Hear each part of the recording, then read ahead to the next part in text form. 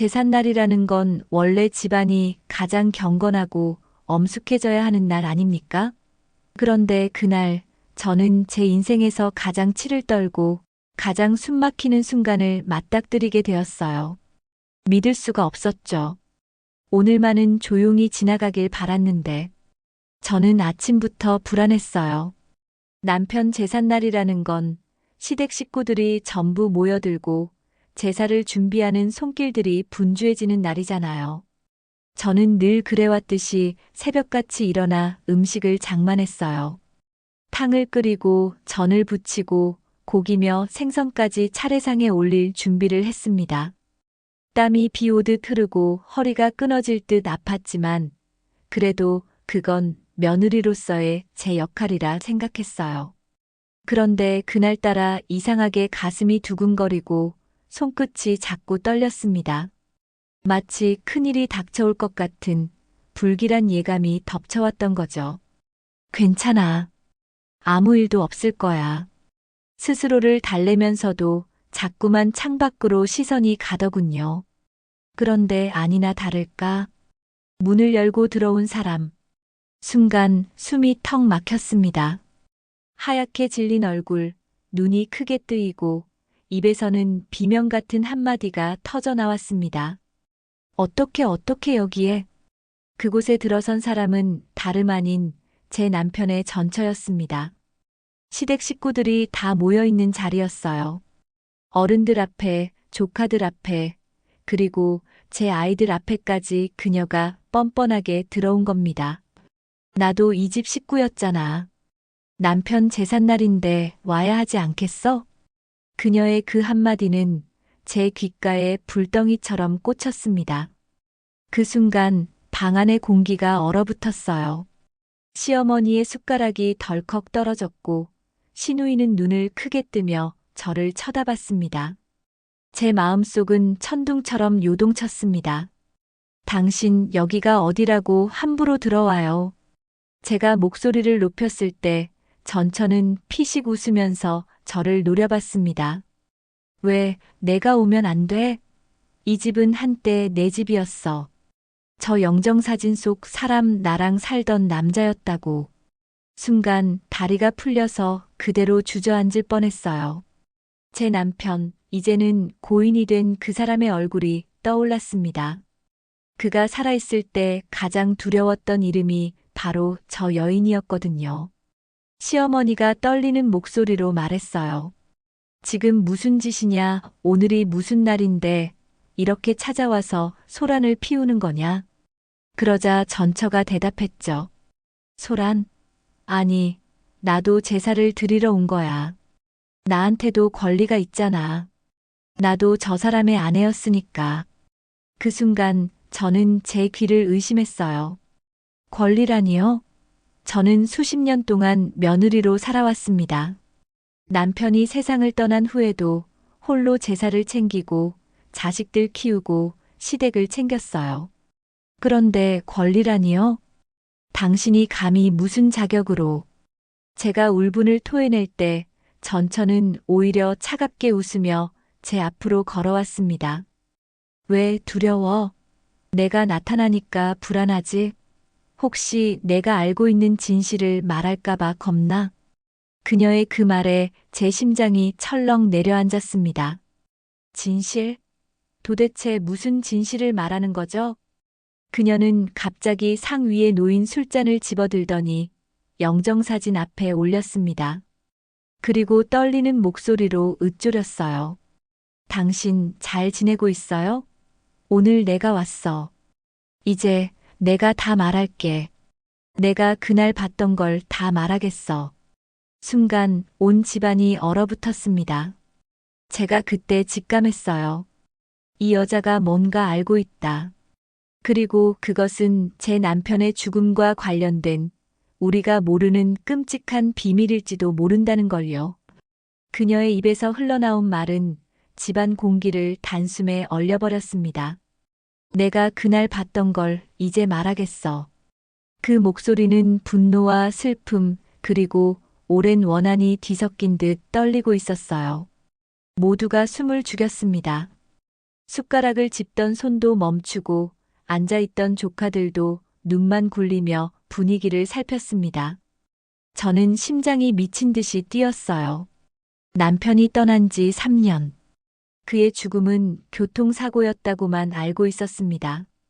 술에 취해 운전하다가 길가에서 미끄러져 그대로 그렇게 갔다고 했죠. 하지만 혹시 지금 전처가 무슨 다른 사실을 알고 있다는 건지 신우이가 떨리는 목소리로 물었습니다. 대체 무슨 소리를 하려는 거야? 제삿날에 이게 무슨 짓이냐고. 그러자 전처가 차갑게 웃었습니다. 무슨 짓? 웃기지 마. 나한테는 이 집 식구들 누구보다 말할 자격이 있어. 왜냐면 내가 그날 마지막 순간을 봤으니까. 뭐라고? 시어머니의 얼굴이 하얗게 질렸습니다. 저는 본능적으로 그녀에게 다가가 팔을 움켜잡았어요. 당신 뭘 안다는 거야? 지금 이 자리에서 허튼 소리 하지 마.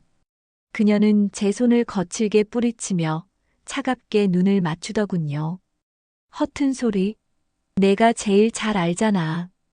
그날 밤 그 사람 죽음이 단순한 사고가 아니었다는 거. 방 안에서 탄식과 웅성거림이 일었습니다. 사고가 아니었다니 무슨 소리야?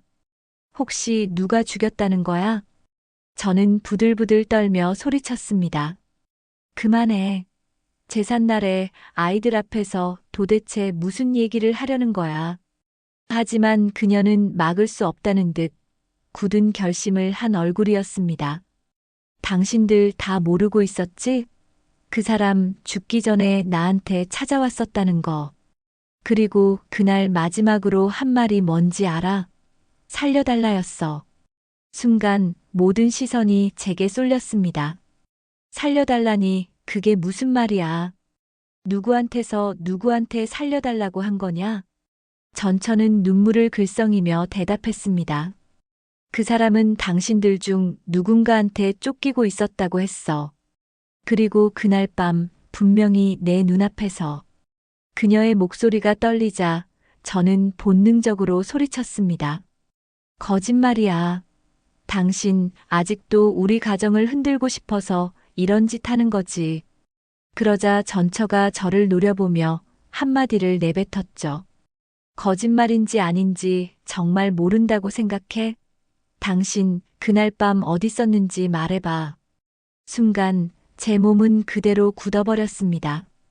그날 밤 남편이 죽던 날 밤. 저도 분명히 남편과 심하게 다퉜습니다. 술에 취해 들어온 그와 싸우다 집을 박차고 나갔고 결국 그는 차를 몰고 나갔다가 세상을 떠났죠. 저는 그 일을 평생의 한으로 안고 살았는데 지금 이 여자가 그걸 들춰내고 있는 겁니다. 너 설마 내가... 신우이의 말이 끝나기도 전에 전처가 웃었습니다. 맞아. 그날 밤 마지막으로 함께 있던 사람은 바로 이 여자였어. 시어머니가 벌떡 일어나며 저를 노려봤습니다. 정말이냐? 정말 마지막까지 내가 함께 있었단 말이냐? 저는 눈물이 왈칵 쏟아졌습니다. 아니에요. 저는 그저 다툼만 했을 뿐이에요. 그가 그렇게 될 줄은 몰랐어요. 제발 믿어주세요. 하지만 분위기는 이미 돌이킬 수 없었습니다. 전처는 더 깊은 칼을 내리꽂듯 말을 이어갔습니다. 그는 죽기 전에 나한테 이렇게 말했어. 내가 죽으면 그 여자가 날 그렇게 만든 거라고 전해줘. 말도 안 돼. 제 비명이 울려 퍼졌습니다. 그러나 방 안의 모든 사람들은 이미 의심의 눈빛으로 저를 바라보고 있었습니다. 저는 미쳐버릴 것 같았어요. 당신, 왜 이제 와서 그런 얘기를 하는 거야? 당신이야말로 그날 밤 무슨 일이 있었는지 다 아는 거 아니야. 그러자 전처는 차갑게 속삭였습니다. 그래, 나도 다 봤어. 하지만 이제는 다 말할 거야. 왜냐하면 이 집안에서 누군가는 벌을 받아야 하니까. 순간 저는 무릎이 꺾여 주저앉았습니다. 숨이 막히고 눈앞이 캄캄해졌습니다. 그날 제삿날의 상 위에는 더 이상 음식의 향기나 조상의 은혜가 있지 않았습니다. 오직 분노와 의혹, 그리고 치 떨리는 진실의 그림자만이 짙게 깔려 있었습니다. 그리고 저는 직감했어요. 이건 시작일 뿐이라는 걸. 그녀가 밝히려는 진실은 단순한 폭로가 아니었습니다. 남편의 죽음 뒤에 감춰진 생각하기도 싫은 거대한 비밀이 이제 막 세상 위로 드러나려는 순간이었죠. 방 안 공기는 이미 숨조차 쉴 수 없을 만큼 무겁게 가라앉아 있었습니다. 누구도 숟가락을 들지 못했고 제사상 위에 놓인 음식은 차갑게 식어갔습니다. 그리고 전처는 마치 기다렸다는 듯 천천히 가방을 열었어요. 너희들이 지금까지 모르고 있었던 게 있어. 이게 그날 밤 내가 직접 손에 넣은 거야. 그녀가 꺼낸 것은 작은 USB였습니다. 이게 뭔데? 신우이가 떨리는 목소리로 물었습니다. 그날 밤 그 사람 차 블랙박스에서 가져온 영상이야. 순간 모두가 숨을 삼켰습니다. 블랙박스라고? 저는 온몸이 떨리며 목을 움켜쥐었습니다. 설마 그날 남편과 싸우고 그가 집을 나서던 장면이 찍힌 건 아닐까? 아니면 내가 모르는 무언가가 기록된 걸까? 전처는 차갑게 미소 지으며 말을 이어갔습니다. 그 사람의 죽음이 단순한 사고인지 아니면 누군가가 개입된 건지 이제 직접 확인해봐. 시어머니는 두 손을 떨며 고개를 저었습니다. 그만해라. 제삿날에 이런 것까지 꺼내들어야 하니 죽은 사람 두 번 죽이는 짓이다. 하지만 전처는 물러서지 않았습니다. 아니에요, 어머니. 오히려 진실을 밝히는 게 그 사람을 살리는 길이에요. 이 집안은 너무 오래 숨겨왔잖아요. 이제는 다 드러나야 해요. 그녀의 말에 시누이와 형제들이 서로를 불안한 눈빛으로 바라봤습니다.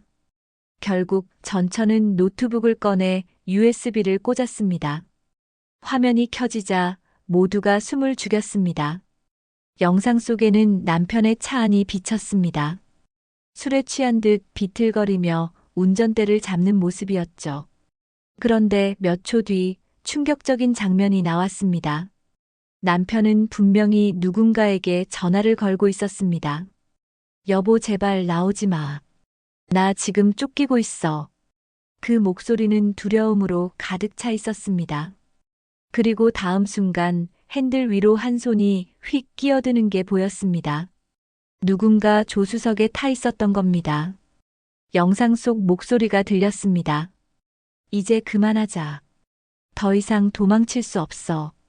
남편은 절규하듯 소리쳤습니다. 안 돼. 날 이렇게까지 만들지 마. 난 아직 살고 싶어. 순간 화면이 흔들리며 급브레이크가 잡혔습니다. 그리고 어둠 속으로 차가 미끄러져 갔습니다. 그게 마지막 장면이었죠. 영상이 끝나자 방 안에는 고요만이 흘렀습니다. 저 목소리 누구야? 분명히 우리 중 누군가잖아. 신우이의 눈빛이 이리저리 흔들렸습니다. 그리고 곧장 제게 꽂혔습니다. 설마 그날 내가 같이 있었던 거야? 저는 고개를 저으며 눈물을 흘렸습니다. 아니에요. 전 몰라요. 저는 그날 그저 싸우고 집에 혼자 있었어요. 하지만 누구도 쉽게 믿어주지 않았습니다. 전처는 그때 다시 입을 열었습니다. 여러분도 들었잖아요. 누군가 조수석에 있었어요. 그리고 그 목소리 내가 틀리지 않는다면 바로 이 여자 목소리였어. 거짓말. 저는 비명을 질렀습니다. 하지만 방 안의 공기는 이미 전처의 말에 휘둘리고 있었습니다. 우리가 속아왔던 거야? 남편 죽음이 단순 사고가 아니었다고? 만약 그렇다면 도대체 누가 그 자리에 있었던 거지? 형제들은 서로를 노려보며 웅성거렸습니다. 시어머니는 눈물이 그렁그렁한 채로 제게 다가와 떨리는 목소리로 말했습니다. 정말 내가 마지막까지 함께 있었던 거냐? 그게 사실이냐? 저는 무릎을 꿇고 손을 모아 울부짖었습니다. 아니에요, 어머니, 전 몰라요. 제발 믿어주세요. 그러나 의심은 이미 뿌리내리고 있었습니다. 그날 이후 가족들의 시선은 달라졌습니다. 매번 제사를 준비하던 제 손길에도, 아이들을 챙기는 제 마음에도 언제나 혹시 내가라는 그림자가 따라붙었습니다. 그리고 전처는 마치 승리를 확신한 듯 마지막 말을 남겼습니다. 이건 시작일 뿐이야. 내가 가진 건 이 영상 하나가 아니거든.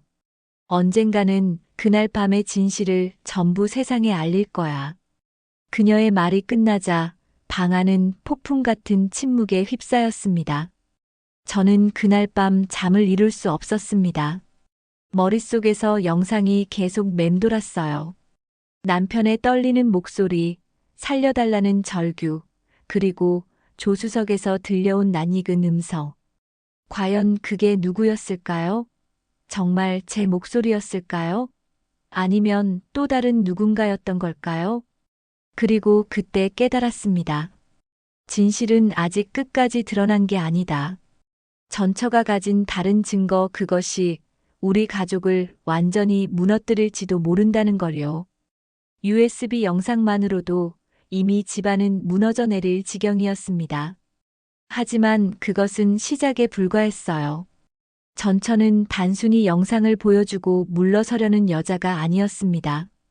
그녀는 마치 오래전부터 치밀하게 준비라도 한 듯 또 다른 것을 꺼내 들었습니다. 여러분, 아까 보여드린 건 그날 밤의 단편일 뿐이에요.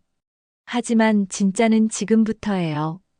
그녀의 손에는 얇은 갈색 봉투가 들려 있었습니다. 오래된 듯 가장자리가 달아 있었고 그 안에 무언가 두툼하게 들어 있었습니다. 봉투가 열리자 수십 장의 종이가 바닥에 쏟아졌습니다. 신우이가 눈을 크게 뜨며 외쳤습니다. 이게 뭐야? 전처는 종이 뭉치를 차갑게 내려다보며 대답했습니다. 보험 서류예요. 그리고 사망 당일에 작성된 남편의 손편지도 들어있어요. 편지. 시어머니가 손을 부들부들 떨며 한 장을 집어들었습니다. 낯익은 필체였습니다. 남편이 살아생전 늘 쓰던 둥글둥글한 글씨체. 거기에는 짧지만 섬뜩한 문장이 적혀 있었죠. 만약 내가 이 세상을 떠나게 된다면 그건 단순한 사고가 아니다. 나를 지켜주지 못한 사람, 그리고 날 궁지로 몰아넣은 사람을 의심해라. 어떻게 이런 게. 시어머니는 읽다가 눈물이 왈칵 쏟아졌습니다. 형제들은 서로를 노려봤습니다. 누구야? 우리 중에 누가? 이건 그냥 술김에 쓴 거 아니야? 아니야. 글씨가 너무 또렷해. 술 취한 사람 글씨가 아니라고. 모든 시선이 다시 제게 향했습니다. 왜냐하면 남편이 죽기 전 마지막으로 다툰 사람이 바로 저였으니까요. 당신 남편이 남긴 이 말, 당신을 두고 한 건 아니야? 전처는 기회를 놓치지 않았습니다. 맞아요. 그 사람은 마지막까지 두려워했어요. 그리고 그 두려움은 바로 당신 때문이었죠. 그만해. 그건 날 모함하는 거야. 제가 절규했지만 이미 분위기는 전처의 편으로 기울고 있었습니다. 아이들마저도 두려움에 휩싸인 눈으로 저를 바라봤습니다. 그런데 종이 더미 속에서 이상한 게 하나 튀어나왔습니다. 바로 녹취록이었습니다. 통화 녹취록이라고 적힌 A 사용지. 이건 뭐야? 신우이가 종이를 집어들며 물었습니다. 전처는 담담하게 말했어요. 남편이 죽기 하루 전에 저한테 보낸 거예요. 자기가 몰래 녹음한 거래요. 모두가 숨을 죽였습니다. 그리고 종이에 적힌 대화 내용을 읽어 내려갔습니다. 남편, 왜 자꾸 나를 몰아세우는 거야? 난 더는 못 버텨. 낯익은 목소리, 당신이 약속을 안 지켰잖아. 그 돈 어쩔 거야? 남편, 제발 조금만 더 시간을 줘. 가족들만은 건드리지 마. 낯익은 목소리, 시간이 없어. 이번에 처리하지 않으면 당신만 끝나는 게 아니야. 그 목소리의 주인공이 누구인지 종이에 이름은 적혀 있지 않았습니다. 그러나 그 어투, 그 말투 시어머니와 시누이, 그리고 저까지도 한 사람을 동시에 떠올렸습니다. 이 목소리 설마. 모두가 고개를 돌려 바라본 곳은 다름 아닌 시댁의 둘째 아들, 제 시동생이었습니다. 그는 얼굴이 하얗게 질리며 자리에서 벌떡 일어났습니다. 아니야. 절대 아니야. 내가 왜 형한테 그럴 이유가 있겠어? 하지만 종이에 적힌 문장 하나가 결정타를 날렸습니다. 그 돈 어쩔 거야? 바로 그 시동생은 몇 년 전부터 사업에 실패해 거액의 빚을 지고 있었거든요. 가족 모두가 알고 있는 사실이었고, 오히려 더 숨길 수 없는 현실이었습니다. 내가 형을. 시누이가 충격에 몸을 떨었습니다. 아니라고 했잖아. 난 그냥 돈이 필요했을 뿐이야. 하지만 형을 해칠 마음은 없었어. 시어머니는 그대로 바닥에 무너져 내렸습니다. 내 자식들이 왜 이렇게 돼버린 거냐 왜. 전처는 차갑게 모두를 내려다보며 말했습니다. 이제 알겠죠?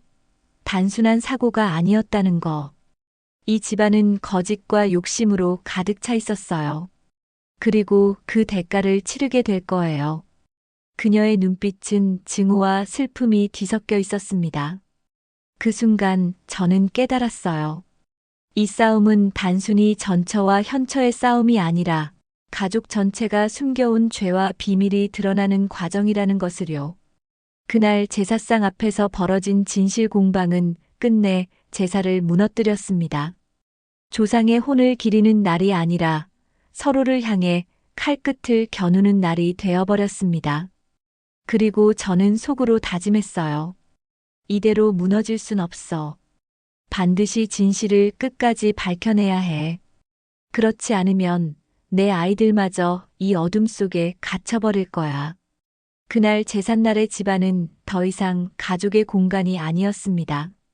상 위에 올려진 음식은 손도 대지 못한 채 차갑게 굳어버렸고 서로의 눈빛은 피보다 더 차가운 의심으로 가득 차 있었습니다. 너였구나, 형을 옥죄던 사람이. 아니라고 했잖아. 난 형한테 해를 끼치려 한 게 아니라 그냥 돈이 필요했을 뿐이라고. 시동생은 눈이 충혈된 채 목소리를 높였습니다. 하지만 그 말은 오히려 더 깊은 의심만 불러왔습니다. 전처는 차갑게 눈을 가늘게 뜨며 시동생을 쏘아봤습니다. 돈이 필요했다고? 그래서 형을 협박한 거야? 그 돈 어쩔 거냐고 다그친 목소리, 우리 모두 들었잖아. 그건. 시동생의 입술이 파르르 떨렸습니다. 형이 내 부탁을 들어줄 줄 알았어. 나한테만큼은 손을 내밀어 줄 줄 알았다고. 그런데 형은 끝내 거절했어. 나 혼자 무너져 내리는 걸 보고만 있었단 말이야. 그의 고백은 방안을 더욱 무겁게 만들었습니다. 시어머니의 얼굴은 눈물로 범벅이 되었고 시누이와 형제들은 입술을 깨물며 고개를 돌렸습니다. 저는 그 순간 이상한 불길함을 느꼈습니다. 잠깐 그럼 그날 밤 조수석에 타 있던 사람, 그게 너였단 말이야? 시동생은 고개를 저었습니다. 아니야. 난 그날 밤 형 차에 타지 않았어. 나도 영상 보고 충격 먹었어. 그럼 도대체 누구야? 방 안은 또다시 술렁였습니다. 전처조차도 잠시 말을 잇지 못했습니다. 그녀는 분명 확신에 찬 얼굴이었는데 지금은 뭔가 예상 밖의 상황을 마주한 듯 미묘하게 흔들리고 있었어요. 그때 뜻밖에도 시어머니가 나직하게 중얼거렸습니다. 혹시 그 목소리 나도 낯설지가 않았어. 모두가 시선을 돌렸습니다. 시어머니의 눈빛은 두려움과 분노로 얼룩져 있었습니다. 그건 너희 아버지 목소리 같았다. 아버지? 무슨 소리세요, 어머니? 아버지는 이미. 그렇습니다. 시댁의 가장이자 남편의 아버지, 즉 제 시아버지는 몇 년 전 이미 세상을 떠났습니다. 그런데 시어머니는 확신에 차 있었습니다. 그 목소리 나는 알아. 내가 평생 같이 산 사람의 목소리인데 어떻게 모르겠니? 그건 내 아버지 목소리였어. 방 안은 아수라장이 되었습니다. 그럴 리 없어. 아버지는 이미 돌아가셨잖아. 어머니가 잘못 들으신 거 아니에요? 하지만 시어머니의 눈빛은 흔들림이 없었습니다. 아니야. 분명히 그 사람 목소리였어. 내 아버지는 죽기 전에 이미 무언가 감추고 있었어. 그리고 너희 아버지가 직접 남편을 죽음으로 몰아넣은 거야. 그때 전처가 다시 봉투 안에서 또 다른 종이를 꺼냈습니다. 저도 사실 그 의심을 했어요. 그래서 몇 달 전 보험회사와 병원을 뒤졌습니다. 그리고 찾은 게 있어요. 그녀가 펼친 건 시아버지 명의의 병원 기록과 비밀리에 작성된 보험 계약서였습니다. 여기 보세요. 남편이 죽기 한 달 전 아버지가 몰래 거액의 생명보험을 들었습니다. 그리고 그 수익자 이름은 모두가 숨을 삼켰습니다. 바로 어머니, 그리고 둘째 아들, 당신이었어요. 뭐라고? 시동생은 눈을 크게 뜨며 외쳤습니다. 난 몰랐어. 정말 몰랐다고. 아버지가 그런 걸 들었다는 건 처음 듣는 얘기야. 시어머니는 손으로 얼굴을 감싸며 오열했습니다. 왜 그런 걸 이제야 알게 되는 거냐? 당신은 대체 무슨 짓을 하고 간 거냐? 집안의 기둥이었던 시아버지의 이름이 끌려 나오는 순간, 그동안 쌓아온 가족의 믿음은 한순간에 허물어졌습니다. 아버지가 남긴 재산, 아버지가 남긴 명예, 그리고 아버지가 지켜온 가문까지 모두 의심 속에서 흔들리기 시작했습니다. 전처는 마지막으로 날카롭게 말했습니다. 이 집안이 어떤 집인지 이제 알겠죠? 돈과 욕심, 거짓으로 얼룩진 집. 남편의 죽음은 단순한 사고가 아니었어요. 그것은 이 집안 전체가 공모한 결과일지도 몰라요. 그녀의 말은 칼날처럼 방 안을 갈랐습니다. 저는 온몸이 부들부들 떨렸습니다. 하지만 동시에 깨달았어요. 이 싸움은 이제 더 이상 멈출 수 없다. 남편의 죽음 뒤에 감춰진 진실, 그 끝까지 내가 밝혀내겠다. 아이들을 위해서라도, 제 억울함을 풀기 위해서라도 저는 이제 이 어둠 속으로 뛰어들 수밖에 없었습니다. 방 안의 공기는 이미 제삿날의 경건함 따위는 사라지고 날선 칼끝 같은 긴장감으로 가득 차 있었습니다. 상 위의 음식은 더 이상 제사 음식이 아니라 서로를 향한 의심과 분노의 증거물처럼 보였습니다. 전처의 목소리가 다시 울려 퍼졌습니다. 보험 서류를 보면 분명히 알 수 있어요. 남편이 세상을 떠나기 한 달 전 아버지가 몰래 생명보험을 들었어요. 그 수익자가 누구였는지 다들 직접 확인해 보세요. 그녀는 서류를 탁자 위에 내던졌습니다. 모두가 떨리는 손으로 그 종이를 들춰봤습니다. 그리고 거기 적힌 이름, 수익자 배우자, 그리고 차남, 어머니와 둘째 아들. 어떻게 이런 게 가능해? 형제들은 모두 믿기지 않는다는 듯 눈을 크게 떴습니다. 시어머니는 얼굴이 하얗게 질려 바닥에 털썩 주저앉았습니다. 난 몰랐어. 정말 몰랐단다. 내 아버지가 무슨 짓을 했던 건지 지금에서야 알겠다. 시동생은 격분하며 외쳤습니다. 나도 몰랐어. 아버지가 왜 내 이름을 올렸는지도 모르겠다고. 하지만 누구도 그의 말을 곧이곧대로 믿을 수 없었습니다. 정말 몰랐다고? 그런데 왜 그날 밤 형에게 그 돈 어쩔 거야라고 말했지? 보험 얘기를 몰랐다면 무슨 돈을 말한 거지? 시동생은 땀을 뻘뻘 흘리며 고개를 저었습니다. 그건 내 빚 때문이었어. 나는 그냥 형이 나를 좀 도와줄 수 있을 거라고 생각했어. 하지만 아버지까지 얽혀 있을 줄은 정말 몰랐어. 그의 목소리는 절규에 가까웠지만 이미 방 안의 의심은 돌이킬 수 없었습니다. 그 순간 시어머니가 갑자기 얼굴을 감싸쥐며 오열했습니다. 그래, 내 아버지가 죽기 전날 나한테도 이상한 말을 했었어. 내가 만약 잘못되면 이 보험이 너희를 지켜줄 거다. 하지만 조심해라. 진실은 드러나면 안 된다. 그렇게 말했었어. 모두가 얼어붙었습니다. 아버지는 분명히 무언가를 알고 있었습니다. 그리고 그것이 남편의 죽음과 얽혀 있다는 건 이제 부정할 수 없는 사실이 되었죠. 그때 전처가 또 다른 문서를 내밀었습니다. 여기 보세요. 아버지가 보험을 들던 날 함께 서명한 보증인. 이 집안 사람은 아니에요. 하지만 이름을 보면 놀라실 겁니다.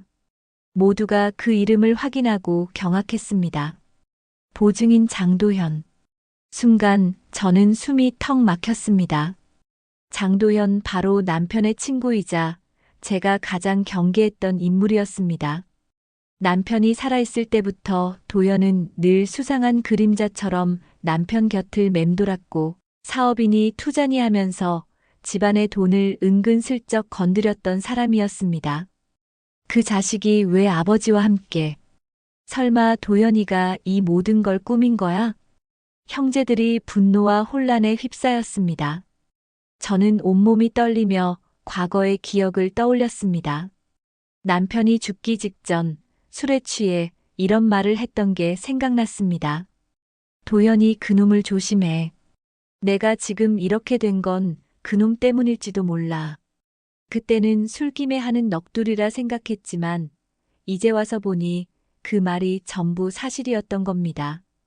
전처는 결심한 듯 말했습니다. 그날 밤 블랙박스 속 조수석에 있던 사람, 그건 둘째도 아니고 이 집안 식구도 아니었어요. 바로 장도현이었어요. 순간 방 안에서 비명이 터져 나왔습니다. 뭐라고? 그 자식이 우리 집에 무슨 원한이 있다고 그런 짓을 해. 전처의 말에 저는 그대로 무릎이 꺾여 주저앉았습니다. 도연이라면 모든 게 설명이 됩니다. 남편을 압박한 빚, 아버지와의 은밀한 보험 계약, 그리고 그날 밤 차에 타 있던 의문의 목소리. 하지만 동시에 공포가 몰려왔습니다. 그렇다면 남편의 죽음은 사고가 아니라 철저히 계획된 살인이었던 건가? 시어머니는 오열했습니다. 내가 어떻게 이 사실을 몰랐단 말이냐? 내 자식이 죽었는데, 내 남편이 그렇게까지 얽혀 있었는데. 형제들은 서로를 원망하며 목소리를 높였습니다. 아버지가 왜 그 자식과 얽힌 거야? 혹시 어머니도 뭔가 알고 있었던 거 아니에요? 그만해. 제발 그만해. 방 안은 폭발 직전의 화약고 같았습니다. 저는 눈물을 훔치며 속으로 다짐했습니다. 이제는 피할 수 없어. 남편의 죽음 뒤에 도연이 있었다면 반드시 밝혀내야 해. 그가 우리 가족을 무너뜨린 원흉이라면 끝까지 쫓아가 진실을 드러내겠다. 그리고 그때 알았습니다. 이 싸움은 단순히 가족의 싸움이 아니었습니다. 욕망과 거짓, 그리고 배신으로 얼룩진 거대한 음모 속에서 저는 끝까지 살아남아야 했습니다. 전처의 입에서 그날 밤 조수석에 타 있던 건 장도현이었다라는 말이 나온 순간 방 안은 말 그대로 폭발했습니다. 그 자식이 왜 우리 집안일에 끼어들어? 아버지랑 무슨 관계가 있었던 거야? 형제들은 서로를 향해 소리치며 분노를 쏟아냈습니다. 그러나 그 순간 전처의 표정은 한치의 흔들림도 없었습니다. 오히려 차갑게 그리고 확신에 찬 눈빛으로 덧붙였죠. 여러분은 몰랐겠지만 도연이는 이 집안과 오랫동안 얽혀 있었어요.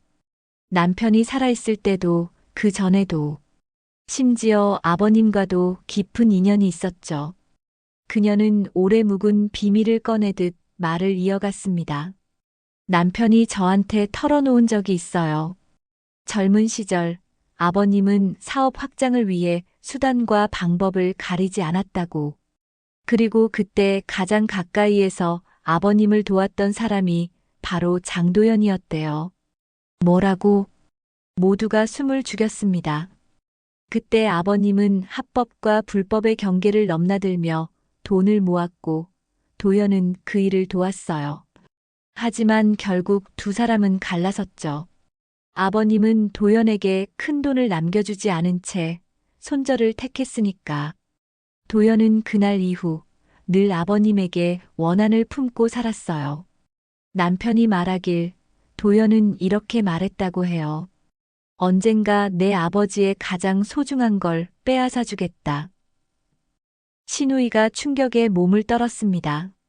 설마 그 가장 소중한 게 형이었던 거야? 전처는 고개를 끄덕였습니다. 맞아요. 남편이 곁에서 늘 불안해했던 이유가 바로 그거였어요. 아버님 때문에, 도연 때문에 그는 결국 죽음으로 내몰린 거예요. 전처는 또 다른 증거를 꺼냈습니다. 이건 남편이 죽기 며칠 전 몰래 녹음한 거예요. 녹음이 재생되자 방 안에는 낮게 울리는 남편의 목소리가 흘러나왔습니다. 남편 도연아, 제발 그만해. 아버지 일은 나랑 상관없잖아. 장도연 아니, 너랑도 상관 있어. 내 피에는 그 사람의 죄가 흐르고 있으니까. 남편 난 그냥 평범하게 살고 싶을 뿐이야. 장도연 평범. 내 아버지가 나한테서 빼앗아간 건 평범 같은 게 아니야. 내 인생 전부였어. 저 목소리 도연이 맞아. 형제들은 서로를 바라보며 충격에 휩싸였습니다. 시어머니는 몸을 부르르 떨며 소리쳤습니다. 그럼 내 남편은 도연과 손잡고 우리 아들을 죽음으로 몰아넣은 거란 말이냐? 전처는 차갑게 대답했습니다. 아니요. 아버님도 피해자였을 수 있어요. 하지만 분명한 건 도연은 남편을 죽음으로 내몬 주범이라는 사실이에요. 그러나 저는 그 순간 이상한 기억이 떠올랐습니다. 남편이 죽기 직전 술에 취해 제게 이런 말을 했었거든요. 우리 아버지 결국 도연이한테 무릎 꿇었어. 난 그 꼴을 못 보겠더라. 그때는 단순한 넋두리라 생각했지만 이제 와서 생각해보니 그건 단순한 술주정이 아니었습니다. 아버지와 도연 사이에 무언가 끔찍한 거래가 있었던 겁니다. 형제들은 서로를 원망하기 시작했습니다. 둘째 내가 도연이랑도 얽힌 거 아냐? 아니라고 했잖아. 난 몰랐다고. 믿을 수가 없어. 형 죽음 뒤에 내 그림자가 너무 짙어. 방 안은 아수라장이 되었고 시어머니는 오열했습니다. 제발 그만해라 죽은 사람 앞에서 이게 무슨 꼴이냐. 그때 전처가 마지막으로 무겁게 입을 열었습니다. 이제 시작이에요. 도연은 단순한 원한을 넘어 이 집안의 모든 걸 무너뜨리려 하고 있어요. 남편의 죽음은 그 첫걸음이었을 뿐이에요. 그리고 지금 이 순간에도 그는 우리를 지켜보고 있을지도 몰라요. 그녀의 말은 칼처럼 날카롭게 꽂혔습니다. 모두가 숨을 죽였고 제 심장은 미친 듯이 뛰었습니다. 그렇다면 다음은 누구일까? 우리 중 누가 또 도연의 손에 의해 무너질까? 저는 눈물을 훔치며 속으로 다짐했습니다. 도연을 반드시 찾아내야 해. 남편의 죽음, 아버지의 그림자, 이 집안의 몰락 모든 진실을 밝혀야 한다. 그렇지 않으면 내 아이들마저 이 지옥 속에 갇히고 말 거야. 전처의 입에서 도연은 지금도 우리를 지켜보고 있을지 모른다라는 말이 떨어진 순간 방 안은 숨조차 쉴 수 없는 무거운 정적에 휩싸였습니다. 모두가 서로를 바라보며 두려움에 사로잡혔습니다. 그러나 진실은 아직 다 드러나지 않았습니다. 그리고 그때 전처가 봉투에서 또 다른 서류를 꺼내 들었습니다. 여기 아버님이 살아생전 남겨놓은 계약서예요. 단순한 보험 서류가 아니에요. 이건 도연과 아버님이 맺은 마지막 거래 기록이에요. 서류 위에는 분명히 두 사람의 이름이 함께 적혀 있었습니다. 계약 당사자 영진 상사 대표 장도현. 신우이가 떨리는 목소리로 물었습니다. 이건 도대체 무슨 거래야? 전처가 낮게 대답했습니다. 아버님은 도연에게 회사를 지켜주는 대가로 거액의 돈을 받았어요. 대신 도연이 원하는 조건을 하나 들어줬죠. 바로 장남을 희생양으로 삼겠다는 조항이었어요. 장남을 희생양. 형제들이 동시에 비명을 지르듯 외쳤습니다. 전처는 피눈물이 맺힌 눈빛으로 고개를 끄덕였습니다. 그래요. 남편이 죽기 전 늘 불안해했던 이유가 바로 이겁니다. 그는 아버님이 도연과 손잡고 자신을 희생양으로 삼았다는 걸 알고 있었어요. 그래서 그렇게 술에 의지하며 괴로워했던 거예요. 전처는 남편이 생전에 메모지에 남겼던 내용을 꺼내 보여줬습니다. 거기에는 이렇게 적혀 있었습니다. 아버지는 결국 도연의 손을 잡았다. 그 대가로 내가 사라져야 한다. 하지만 가족만큼은 건드리지 말아달라고 했다. 그것이 내가 들은 마지막 거래였다. 시어머니는 손으로 가슴을 치며 오열했습니다. 이럴 수가 당신이 내 아들이 아니라 돈을 지킨 거였단 말이냐. 형제들은 분노로 부르르 떨며 서로를 바라봤습니다. 그럼 아버지가 형을 죽음으로 내몬 공모자였단 말이야? 우린 평생 속아온 거야. 저는 머리가 멍해졌습니다. 그럼 남편이 죽은 건 단순히 도연 때문이 아니라 아버지가 지키려 했던 회사와 돈 때문이었다는 거야? 전처는 차갑게 대답했습니다. 맞아요. 아버님은 회사와 집안을 지키기 위해 장남을 버렸습니다. 도연은 그 약속을 지키게 만들었고요. 그 순간 전처가 또 다른 USB를 꺼냈습니다. 이건 도연이 직접 남편에게 보낸 음성 메시지예요. 녹음이 흘러나왔습니다. 장도현, 내 아버지는 결국 내 손을 잡았다. 넌 희생양이 될 뿐이야.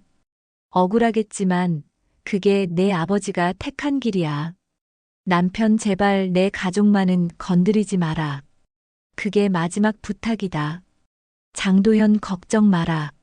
내가 사라지면 그 가족은 평생 죄책감 속에 살아갈 테니까. 아버지가 어떻게? 형제들은 고개를 떨궜습니다. 그 누구도 믿고 싶지 않았습니다. 하지만 녹음된 목소리는 너무도 선명했고 증거는 잔인할 만큼 확실했습니다. 시어머니는 바닥에 쓰러지듯 주저앉아 흐느꼈습니다. 내 남편은 내 아들을 팔아넘기고 돈을 택했구나. 전처는 떨리는 목소리로 외쳤습니다. 이제 알겠죠? 남편의 죽음은 단순한 사고가 아니었어요. 아버님의 탐욕, 도연의 원한 그 두 가지가 합쳐져서 만들어낸 살인이나 다름없었어요. 그녀의 목소리는 절규였고 동시에 우리 모두의 가슴을 파고드는 진실이었습니다. 저는 그날 밤 내내 잠을 이루지 못했습니다. 눈을 감으면 들려오는 남편의 목소리, 살려달라던 그 외침. 그리고 이제 알게 된 끔찍한 진실. 남편은 아버지와 도연의 거래 속에서 희생양이 되었구나. 하지만 이대로 끝낼 수 없어. 난 반드시 남편의 억울함을 풀어주고 진실을 세상에 드러내야 해. 전처의 절규가 끝나자 방 안은 더 이상 제삿날의 공간이 아니었습니다. 마치 법정 같았고 또 신문실 같았습니다. 모두가 범인을 찾으려는 듯 서로를 노려봤고 그 중심에는 늘 도연의 그림자가 드리워져 있었습니다. 둘째 아들이 떨리는 목소리로 말했습니다. 근데 나 사실 아버지가 돌아가시기 전에 도연을 만난 적이 있어. 회사 일 때문에 잠깐 도와준다고 해서 근데 그게 이렇게 큰일이 될 줄은 몰랐어. 뭐라고? 신우이가 자리에서 벌떡 일어나 소리쳤습니다. 너 그 자식이 집안에 들어오도록 길을 터준 게 너였단 말이야? 둘째 아들은 얼굴이 하얗게 질리며 변명했습니다. 그땐 몰랐다고. 아버지가 직접 데려온 사람이었어. 난 그냥 시키는 대로 한 것뿐이야. 그 순간 전처가 서류 봉투에서 작은 봉투 하나를 꺼냈습니다. 남편이 죽기 전날 나한테 건네준 봉투예요. 열어보지 말고 꼭 필요한 날에만 꺼내라고 했어요. 오늘이 그날인 것 같네요. 봉투 안에는 누렇게 바랜 편지 한 장과 열쇠 하나가 들어 있었습니다. 시어머니가 손을 떨며 편지를 읽었습니다. 만약 내가 돌아오지 못한다면 이 편지를 꼭 읽어주길 바란다. 도연은 아버지의 약점을 쥐고 있다. 아버지는 그와 거래를 했고 그 대가로 내가 사라져야 한다. 하지만 나는 순순히 무너질 생각이 없다. 내가 남긴 마지막 열쇠는 모든 걸 밝힐 것이다. 내가 숨겨둔 금고를 찾아라. 그 안에 진실이 있다. 순간 모두가 숨을 삼켰습니다. 신우이가 떨리는 손으로 열쇠를 들어 올렸습니다. 이거 집안 지하 창고 열쇠 아니야? 거기 아버지 물건들 아직도 정리 안 했잖아. 저는 심장이 미친 듯이 뛰기 시작했습니다. 남편이 죽기 전 남긴 마지막 흔적. 그 금고 안에 대체 무엇이 들어있을까요? 모두가 분주히 지하로 내려갔습니다. 먼지와 곰팡이 냄새가 진동하는 지하 창고 한쪽, 낡은 금고가 놓여 있었습니다. 그리고 그 금고에는 자물쇠가 채워져 있었죠. 설마 이 열쇠가. 신우이가 열쇠를 꽂고 돌리자 딸깍 소리와 함께 문이 열렸습니다. 안에는 두툼한 서류철과 낡은 카세트 테이프 몇 개가 들어 있었습니다. 서류철에는 아버지와 도연의 거래 내역이 빼곡히 적혀 있었습니다. 뇌물, 비자금, 그리고 해외 계좌. 그 속에는 충격적인 기록이 있었습니다. 장남 처리 완료 시 계약 확정. 모두가 그 문장을 읽는 순간 비명이 터져 나왔습니다. 처리 완료라니 그게 형을. 떨리는 손으로 카세트 테이프를 재생했습니다. 거기에는 낮고 거친 남성의 목소리가 담겨 있었습니다. 시아버지 난 가족을 지켜야 해. 내가 원하는 대로 할 테니 집안만은 건드리지 마라. 장도연 약속은 지켜야 합니다. 장남은 희생양이 되어야 합니다. 그래야 모든 게 끝나죠. 시아버지 제발 그 아이는 내 아들이야. 장도연 당신이 선택한 길입니다. 그 음성은 모두를 절망에 빠뜨렸습니다. 시어머니는 바닥에 주저앉아 울부짖었습니다. 이럴 수가 당신이 내 아들을 팔아넘기다니. 형제들은 충격과 분노에 치를 떨었습니다. 아버지가 형을 희생시켰어. 우린 피를 나눈 가족이 아니라 서로를 삼킨 괴물이었어. 전처는 눈물을 글썽이며 차갑게 말했습니다. 이제 알겠죠? 남편의 죽음은 단순한 사고가 아니었어요.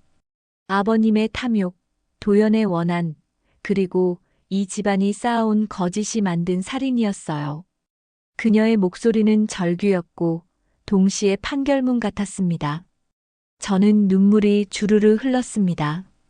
남편이 남긴 마지막 편지, 마지막 열쇠. 그는 끝까지 진실을 밝히려 했던 겁니다. 당신 결국 나한테 진실을 맡겼구나. 내가 반드시 이 어둠을 끝내고 아이들에게만큼은 떳떳한 세상을 남겨줄게. 금고 속에서 서류와 테이프를 꺼냈을 때만 해도 모두는 충격과 절망 속에 빠져 있었습니다. 그러나 그것은 아직 끝이 아니었습니다. 서류철 맨 밑바닥에 남편이 남긴 또 하나의 편지가 끼워져 있었습니다. 누렇게 바랜 종이에 남편의 필체로 쓰여진 마지막 글. 이 편지를 읽는다면 아마 나는 이 세상 사람이 아닐 것이다. 도연은 아버지의 약점을 쥐었고 아버지는 가족을 지킨다는 명목으로 나를 내주었다. 하지만 나는 원망하지 않는다. 아버지도 두려움 속에서 선택했을 뿐이니까. 내가 두려운 건 내가 사라진 후 가족이 서로를 의심하며 무너져 내릴 거라는 사실이다. 그러니 제발 내 죽음을 복수로만 남기지 말고 서로를 지켜주길 바란다. 내가 남긴 증거들을 세상에 알리되 증오로 하지 말고 진실로써 알리길 바란다. 내가 바라는 건 복수가 아니라 우리 아이들이 더 이상 이 어둠 속에 살지 않는 것이다. 사랑한다. 그리고 미안하다. 편지를 읽는 순간 방 안의 모든 사람이 말문을 잃었습니다. 그동안 서로를 향해 날카롭게 겨누었던 시선이 서서히 부드러워졌습니다. 남편이 마지막 순간까지 걱정했던 것은 증오가 아니라 남겨질 가족들의 화해와 희망이었던 겁니다. 시어머니는 얼굴을 감싸쥐고 오열했습니다. 내 아들아, 널 지켜주지 못해 미안하다. 내가 마지막까지 우리를 걱정했다니 나는 무슨 자격으로 어머니라 불리겠니? 서류 중 하나에는 도연이 남편을 협박했던 증거가 고스란히 남아 있었습니다. 계좌이체 내역, 도연이 보낸 위협 메시지, 그리고 불법 거래 문서들. 그것은 도연이 결코 빠져나갈 수 없는 족쇄였습니다. 이제 도연을 잡을 수 있어. 신우이가 이를 악물고 말했습니다. 그러나 저는 편지의 마지막 구절이 떠올랐습니다. 복수가 아니라 진실로써 알리길 바란다. 저는 눈물을 훔치며 말했습니다. 남편이 원한 건 복수가 아니에요. 우리 아이들에게 더 이상 거짓과 증오를 물려주지 않는 거예요. 이 증거는 경찰에 넘깁시다. 우리 손으로 심판하지 말고 세상의 정의로 심판받게 합시다. 순간 모두는 침묵했습니다.